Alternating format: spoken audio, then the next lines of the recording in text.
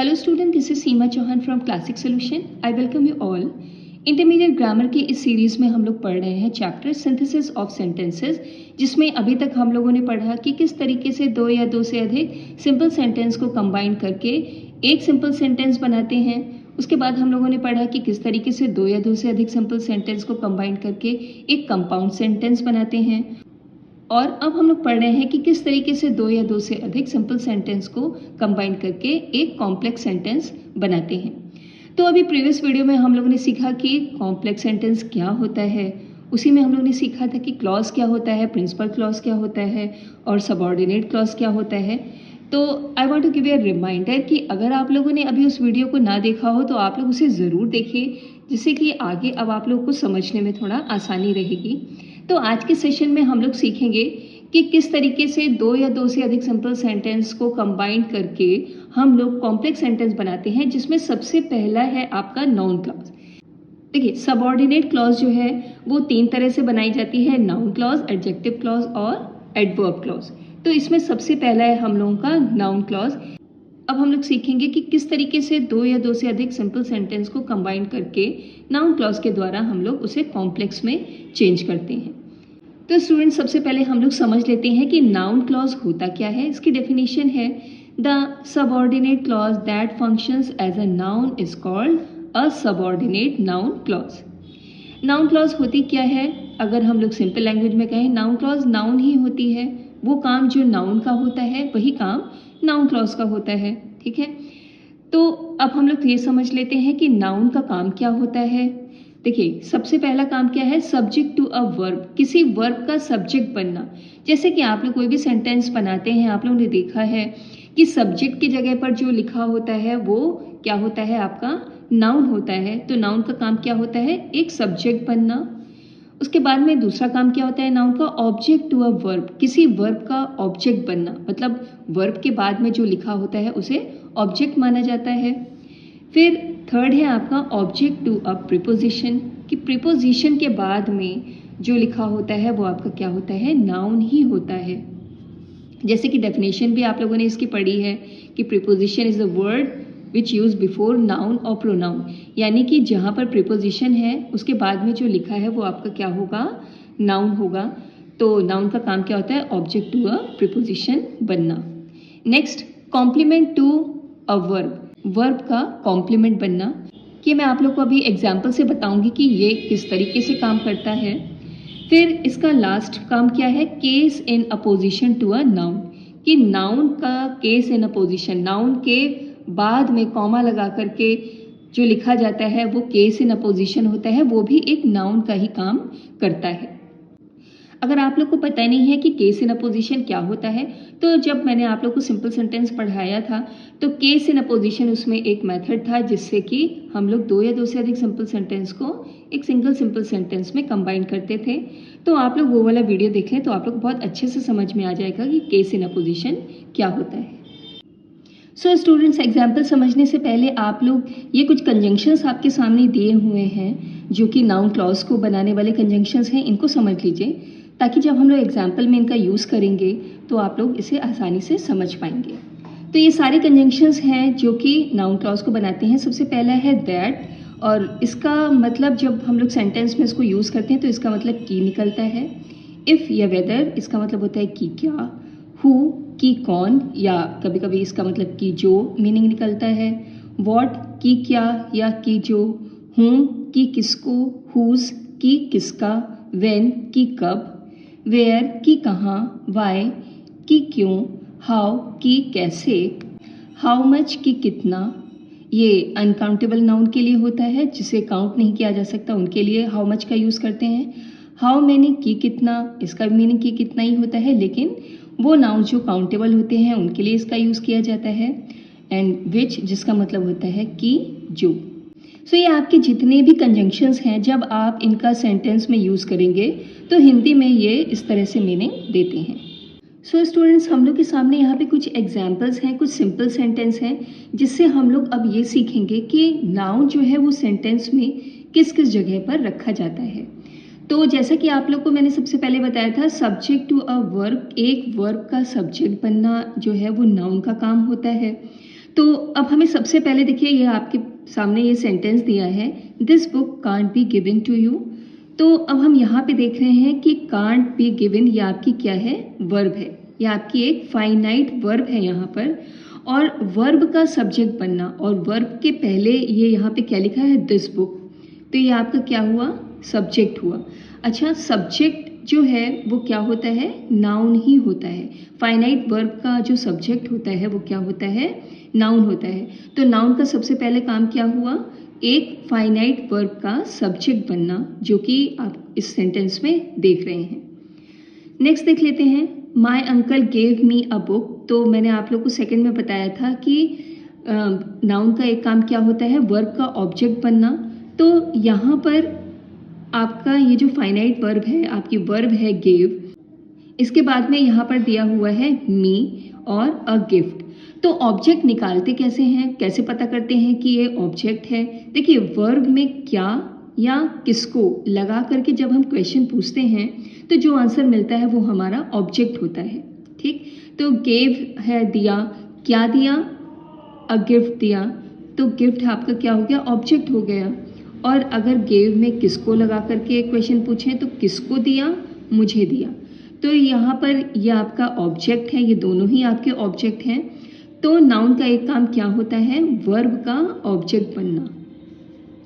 Next हम लोग देख लेते हैं, दिस इज अ कार। तो मैंने आप लोगों को एक पॉइंट ये बताया था कि कॉम्प्लीमेंट टू अ वर्ब, एक वर्ब का कॉम्प्लीमेंट बनना।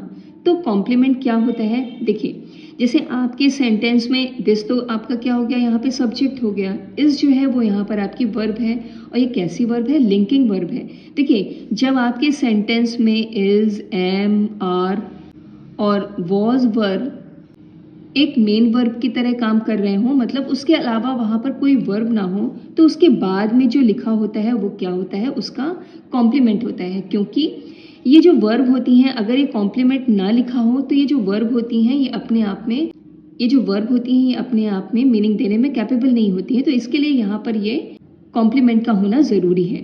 तो लिंकिंग वर्ब के बाद में जो लिखा होता है उसे कॉम्प्लीमेंट कहते हैं, और कॉम्प्लीमेंट क्या होता है, सिर्फ और सिर्फ नाउन ही होता है। नेक्स्ट एग्जाम्पल है, you must listen to your teacher. अब नाउन का एक काम क्या होता है, किसी प्रीपोजिशन का ऑब्जेक्ट बनना। तो जैसा कि प्रीपोजिशन की डेफिनेशन से ही आपको पता चलता है कि प्रीपोजिशन की डेफिनेशन क्या होती है, कि प्रीपोजिशन वो वर्ड्स होते हैं जो नाउन या प्रोनाउन के तुरंत पहले लिखे जाते हैं, और वो उसी सेंटेंस के किसी नाउन या प्रोनाउन से उसका संबंध बताते हैं। तो यहाँ पे आप देख रहे हैं टू, और टू के बाद में ये जो लिखा हुआ है वो आपका क्या है, नाउन है। तो नाउन का एक काम क्या होता है, किसी प्रीपोजिशन का ऑब्जेक्ट बनना। नेक्स्ट एग्जाम्पल है, सचिन कॉमा अवर कैप्टन कॉमा स्कोर 200 रन्स।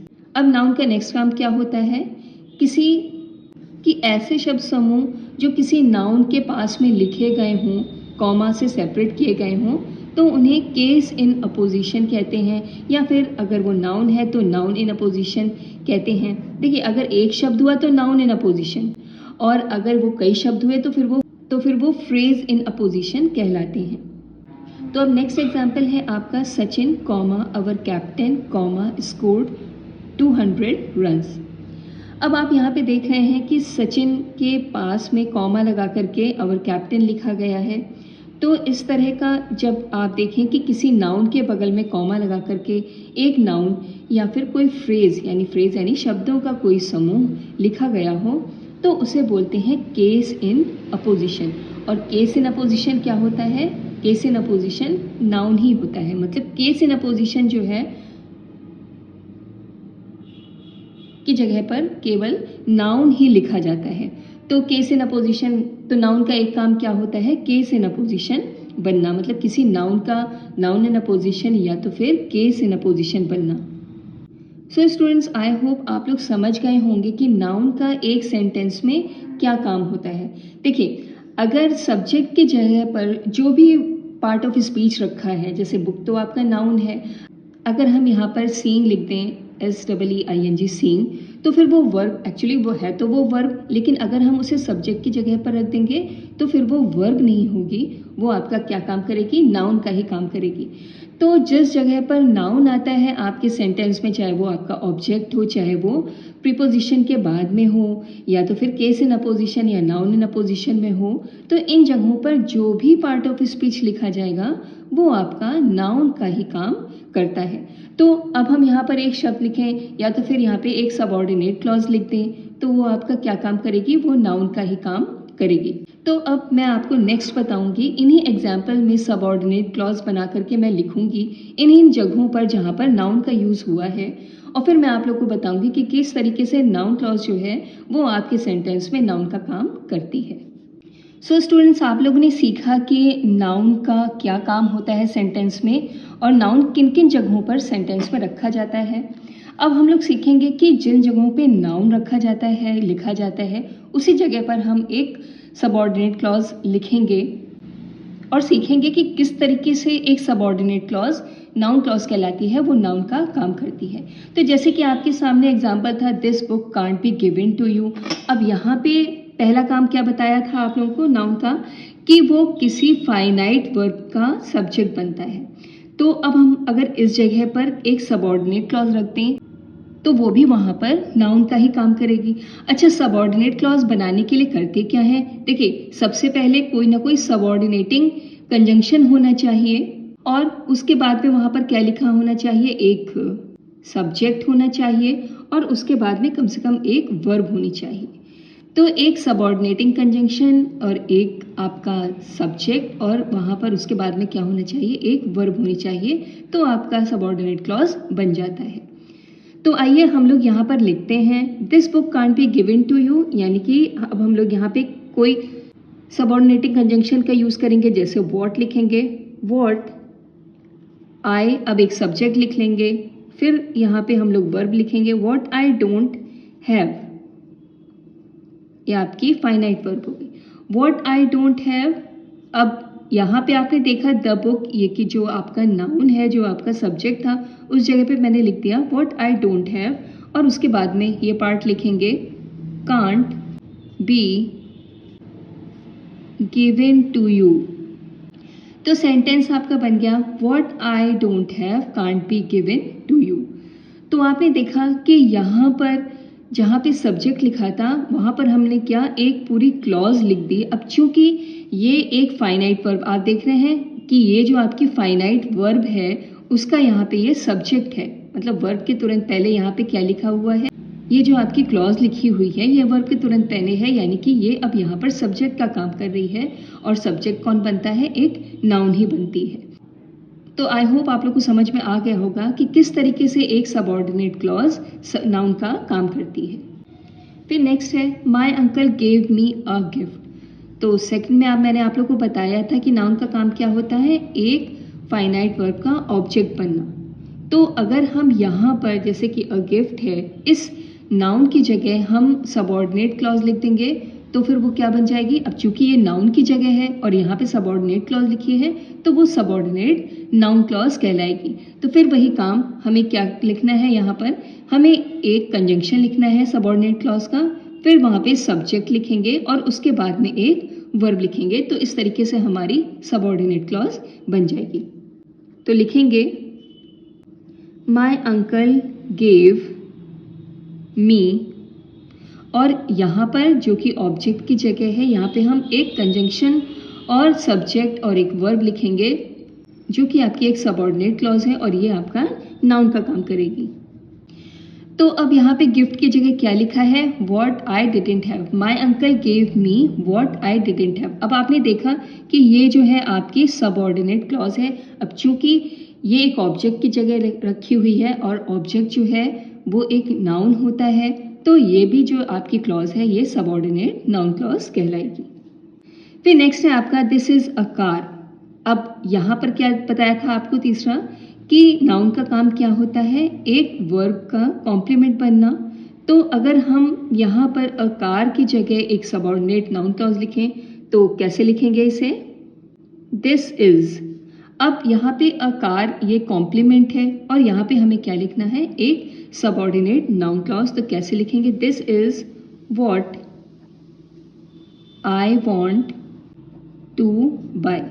कि this is what I want to buy, कि ये वही है जो मैं खरीदना चाहता हूँ।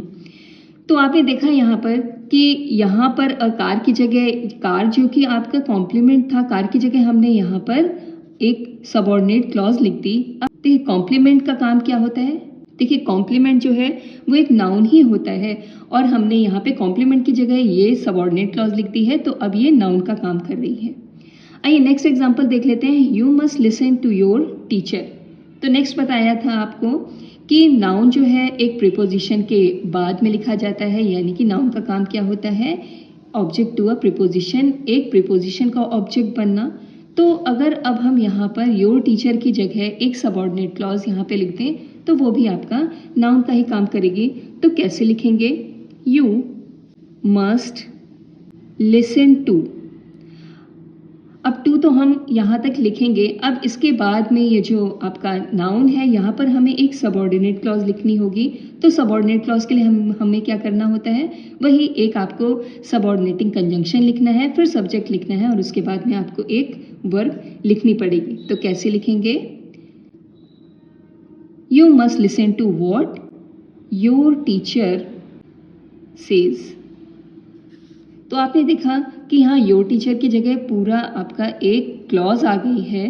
तो अब ये जो है, चूंकि ये एक नाउन की जगह है, तो ये आपका सबऑर्डिनेट क्लॉज जो है सबऑर्डिनेट नाउन क्लॉज ही कहलाएगी, ये नाउन का ही काम करेगी।